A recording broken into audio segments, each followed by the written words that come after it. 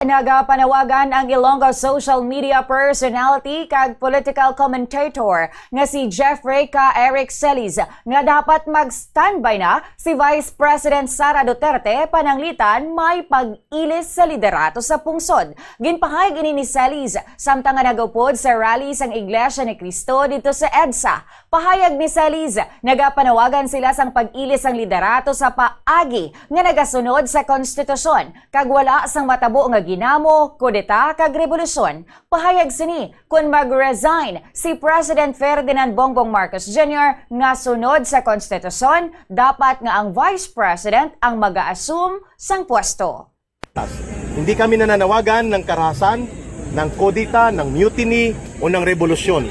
Nananawagan tayo ng pagbabago sa liderato sa pamamagitan ng proseso ng saligang batas.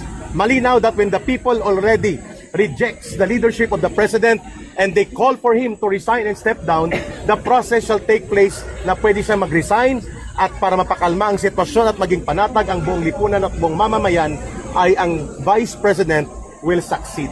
Kaya nananawagan kami kay Vice President Sara Duterte to be on standby. When the people, the sovereign will of the people, dito sa EDSA ngayon ay mananawagan yan, dapat handa ang Vice President na sumunod sa panawagan ng mamamayang Pilipino. Ang Ilonggo social media personality nga si Jeffrey K. Eric Celis nagpahayag naman ang Vice Presidente sang iyang suporta sa surprise rally nga ginpangunahan sa mga miyembro sang Iglesia ni Cristo. Sa iyang statement ginsiling ni Duterte nga ang protesta nagapakita sang iya ginatawag nga nagadamo o kung nagadako nga sentimento sang publiko nga iya na ginapabutyag suno sa iya halin pa sa adtong 2024.